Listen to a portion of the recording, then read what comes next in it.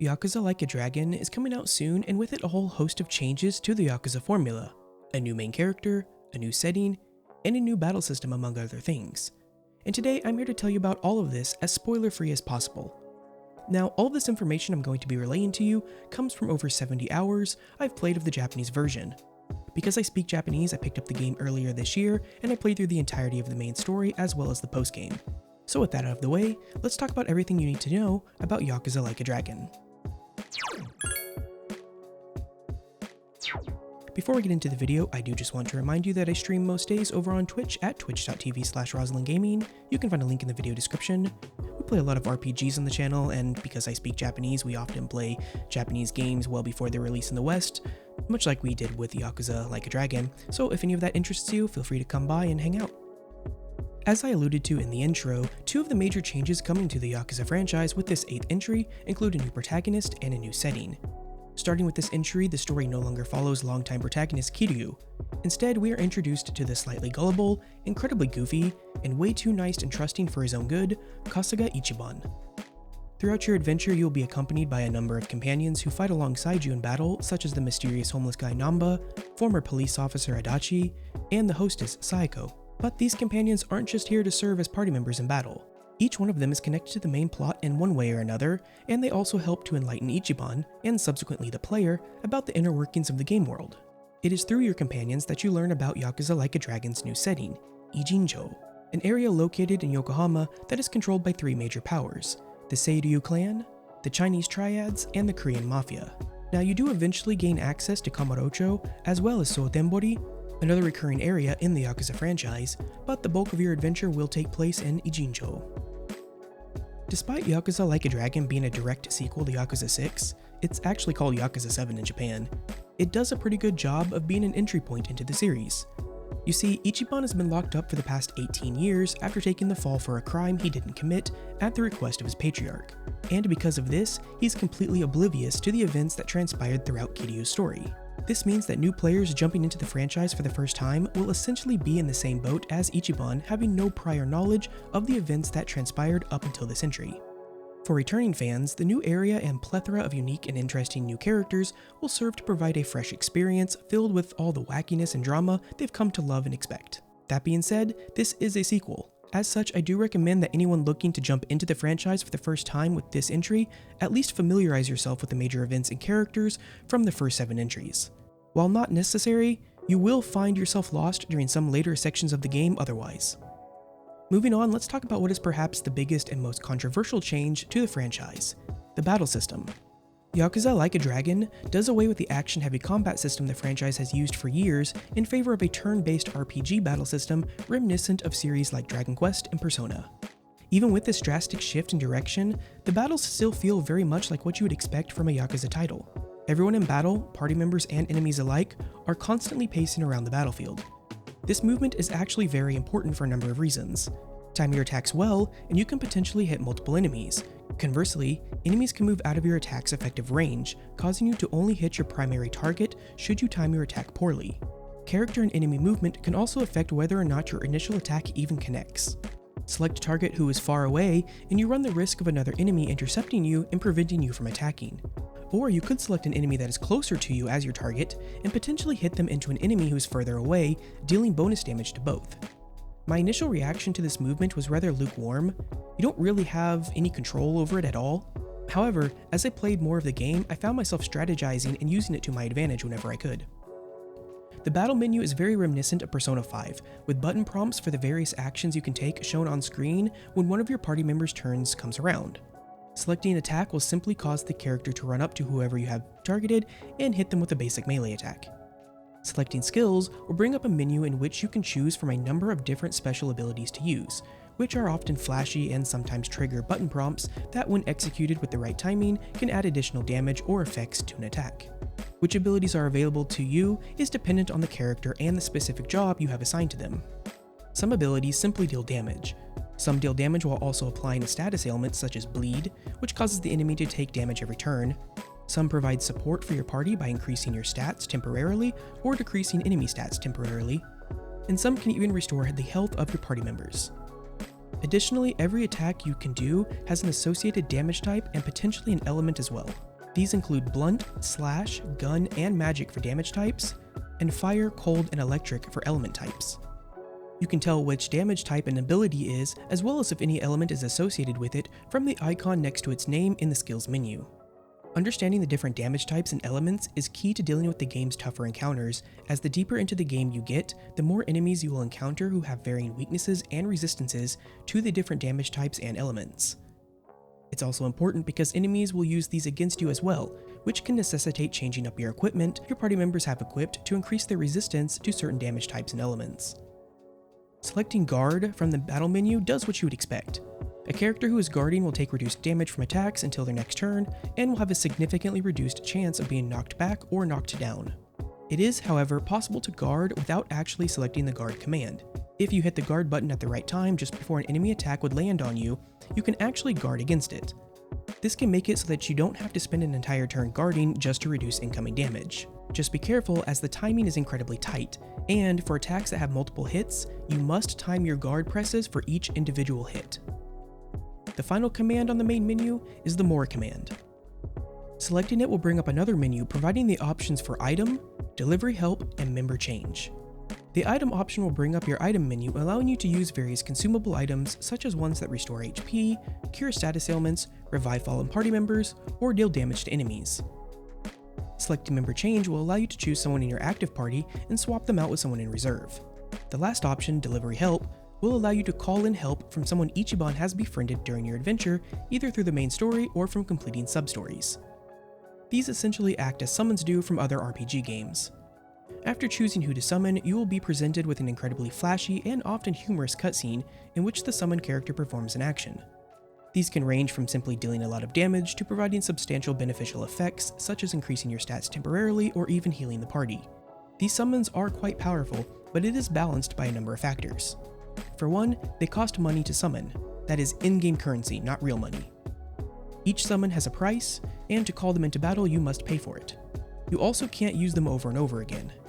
After calling in a summon, you will have to wait a certain amount of battles until you can call for them again.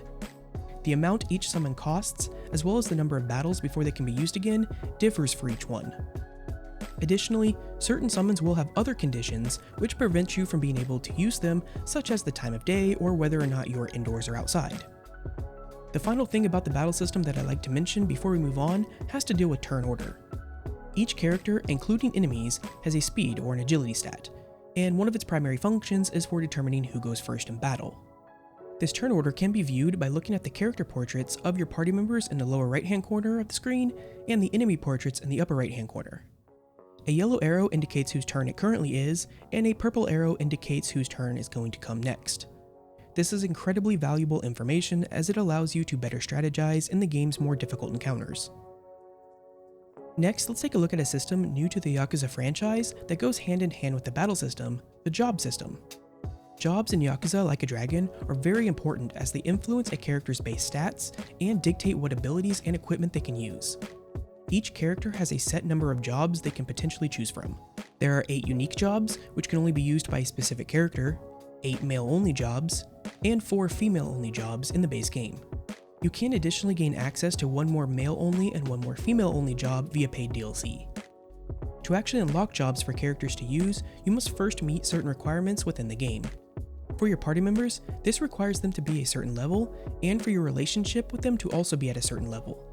Your relationship with a character has 5 total levels, and can be raised through various activities, such as fighting alongside them in battle, and listening to special dialogue that pops up as you explore the world, among other things. After accumulating a certain amount of points with a specific character, you can then view a fully voiced scene with them, akin to the Social Link or Confidant events in the Persona series. In order to unlock new jobs for Ichiban, you must raise his various human parameters. These function almost identically to social stats from the Persona series and can be increased via a number of ways, such as through the answers you provide when given dialogue choices in the game. Once you meet the requirements for a specific job, you can change between them by simply going to the Hello Work office in Ijincho and talking to the clerk there. The jobs themselves have their own levels independent of character levels, and both contribute to a character's overall growth, with stats gained from jobs modifying a character's base stats. In addition to providing stats, leveling up jobs provides the character with new abilities unique to their selected job, as well as ones that can be used regardless of their selected job. Characters also gain new abilities that are tied to their character level and are thus independent of their selected job. Should you choose to change jobs, the character will lose the stats and abilities tied to that job, but retain all stats and abilities tied to their character level. That being said, job levels are not lost when you change jobs. If you level a job to 15, change to another job, and then later decide to again switch back to your initial job, you will find that it is still at level 15, with everything that you initially learned still learned. Now I can't really talk about jobs without also touching on equipment and stats. If you are a longtime fan of the Yakuza franchise, but aren't very familiar with RPGs, then this might seem overwhelming at first. Each character has 6 equipment slots: weapon, head, body, legs, and 2 accessories. The weapon type that a character can equip is determined by their currently selected job, whereas armor pieces and accessory can be equipped by anyone, with a few exceptions. Each one of these also modifies the various stats and resistances of the equipped character, and they can also provide additional effects, such as increasing the damage of ability types or reducing the cost of abilities in battle. Early on, you will find most of your equipment in shops, but eventually you will gain the ability to craft new weapons and armor, as well as improve existing ones. To do this, you will need resources though. One of the best ways to acquire new resources, and some equipment as well, is through side quests. Early on in the game, you will gain access to an extensive side quest system through a company in-game called Part-Time Hero. Once unlocked, blue helmets will start appearing on your minimap indicating a quest location. These quests are largely divided into 2 categories: support and rescue. Support quests simply require you to find items for the client, whereas rescue quests task you with saving a person from thugs. Completing these will award you with money and items and provide you with stars, which are used to rank your progress as a member of the Part-Time Hero company. Gain enough stars and you will rank up, which in turn unlocks more quests. One other important feature of the Part-Time Hero system is that it tracks your challenges, such as talking to X amount of people or walking X kilometers. Longtime fans of the Yakuza franchise will be familiar with these. Completing them in this game provides you with large boosts to Ichiban's human parameters. Now, I've already talked about how increasing human parameters can unlock different jobs, but they also serve another purpose: sub-stories. In Yakuza Like a Dragon, many of the sub-stories don't become available until Ichiban's human parameters reach certain milestones. And you definitely want to be completing sub-stories. Not only can they be incredibly entertaining, most of the delivery help summons you can acquire for use in battle are only available by completing sub-stories. Now, it wouldn't be a Yakuza title if there wasn't a bunch of extra things to do besides the main story and sub-stories, and thankfully, Yakuza Like a Dragon has quite a bit to do. Like with every other game in the franchise, you have the standard minigames such as karaoke, mahjong, and various arcade games. But as is standard with new entries into the franchise, there are a few minigames unique to this title. The first one you'll be introduced to is a sort of trash collecting carting minigame in which you ride a bike with a cart in tow with the goal of running over piles of empty cans on the ground to acquire points. You have a set time limit for this, and once done, you are scored and given a currency based on the score, which can be used in the special shop. As far as obstacles go, you need to avoid getting hit by cars, which will cause you to lose cans, but you also need to avoid getting hit by other NPCs, which will also cause you to lose cans. You can, however, run into other NPCs, causing them to lose their cans, and you can acquire those for yourself. The next one to talk about is Dragon Kart. This is basically the Yakuza version of Mario Kart.